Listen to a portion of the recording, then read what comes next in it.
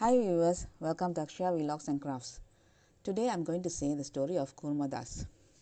Let's go into the story. Kurmadas was born around 70 kilometers from Pandharpur. He was born without limbs.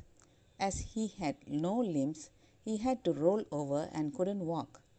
One day he was listening to a discourse about Vittal and understood the greatness of Pandharpur and going there on an Ekadasi day. He immediately decided that he would visit Pandari for the next Ashada Ekadasi. Hearing about his decision, the villagers said that it would be difficult for him to go to Pandahari, and that sitting there he could think about Vittal and do his prayers. He then told them that his love for Vittal is so much that he will put all efforts to roll over and go there. He also said, if Vittal wishes, I may wish Pandaripuram, else let me die on my way to Pandahari. Anyway, I am not of any use to anyone here. He said, if I am able to reach Pandahari, I will have the darshan of Vittal and stay in Pandari. Immediately he left for Pandahari with a group of pilgrims. The pilgrims, looking at him, crawling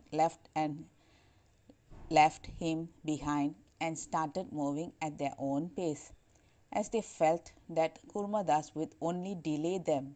However, Kurmadas was firm in his decision to go to Pandaripuram and continued to move towards the direction. As he was rolling over the roads, his body was fully wounded. Kurmadas braved all this and continued to cover whatever small distance he could every day. One day, a rich passerby saw him and asked him where he was going. Kurmadas then told him that he was going to Pandaripuram for Ashada Ekadasi. He then told him that Pandharpur was very far and that it would be difficult for him to go there, and that it would be difficult. Kurmadas then told him that he would put all his efforts to go there, and if God wishes, he would reach the place. He then asked him what he will do for his food. Kurmadasar then told him that he can't go to the place where food is available, and that he will have food only if someone gives it to him, else he will starve. Hearing this, the rich man told him that doing seva for bhaktas is Panduranga seva, and he is also going only to Pandaripuram. He will give food for him every day, and they could go together. Every day the rich man would go to a distance that Kurma could cover and prepare food for both of them and wait for Kurma to come. They would then have food, sing the praise of God in the evening, sleep under the tree, and then leave again. The next day morning, they went for several days and almost came near Pandaripuram. The rich man who came with Kurma told him that the next day was Ashada Ekadasi and that he would like to go and visit Vittal. He also said that if he waited for Kurma, he may miss seeing Vittal on this auspicious day. Kurma immediately told him that he has done a great favor to him all these days and that he should now go and see Vittal tomorrow.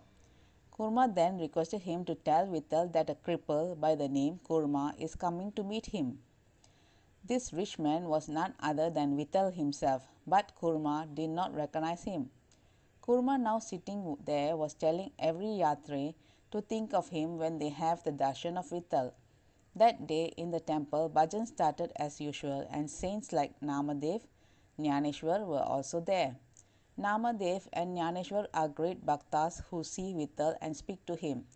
When everyone was singing and dancing, Vittal slowly stepped out of the temple and started going somewhere. Namadev and Jnaneshwar saw this and followed him, thinking that when so many sadhus are singing his praise here, where is he going and why? They then caught him near Chandrabhaga and asked him where he was going when so many thousands of bhaktas were singing here. Vittal then told them that there is one bhakta of his called Kurmadas, and that he individually was equal to all of them in his bhakti. Hearing this, Namadev and Jnaneshwar said they also would like to have a darshan of such a big bhakta. Though Vittal wanted to meet Kurmadas alone, he agreed to their request and asked them to come along with him. On the way, there was a big garden. Seeing the garden, Vittal said that he was feeling very thirsty and that he would go to have some water and come back. He also asked them to wait there till he comes back. Vittal's idea was to give a darshan to another great bhakta of his in that garden. His name was Savantamali. He had a huge garden and would give flowers to the temple every day. He didn't come to the temple today as he was in the process of making a huge multicolored garland for the Ashada Ekadasi. He would also prepare garlands for all the saints and sadhus who participate in the bhajans. This seva was more important for him than coming to the temple or participating in the bhajans.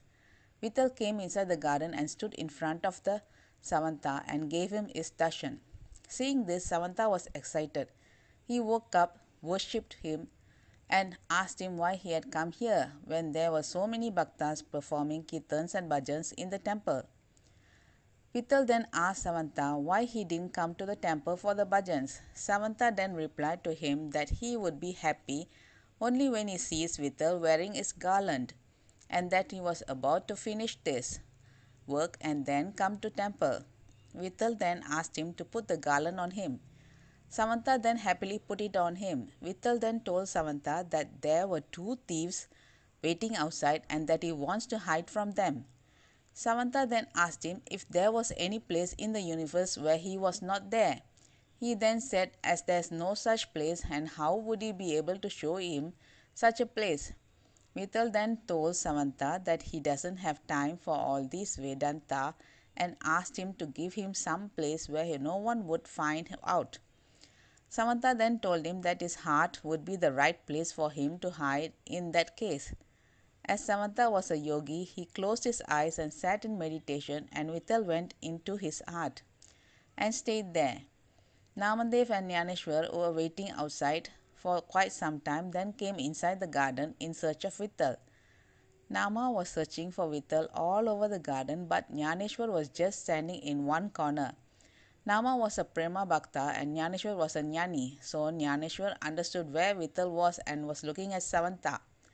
After searching all over the garden, Nama started crying and asked Jnaneshwar where Vittal went. But Jnaneshwar was smiling. Nama then asked him why he was smiling. Jnaneshwar then told Nama that the guy sitting in front of him who is acting like doing meditation is the guy who swallowed Vittal. Hearing this, Nama got angry and ran towards Samanta to hit him. Seeing this, Vittal called Nama and appeared in front of him, as Vittal didn't want his bhakta to be hurt. They then understood the Leela of Panduranga, hugged each other, and all four of them started going towards the direction where Kurmadas was. Kurmadas was sitting in the place where he was left by the rich man earlier and was crying and thinking of Vittal. Vittal came to Kurmadas, gave him his darshan, hugged him, and put him in his lap.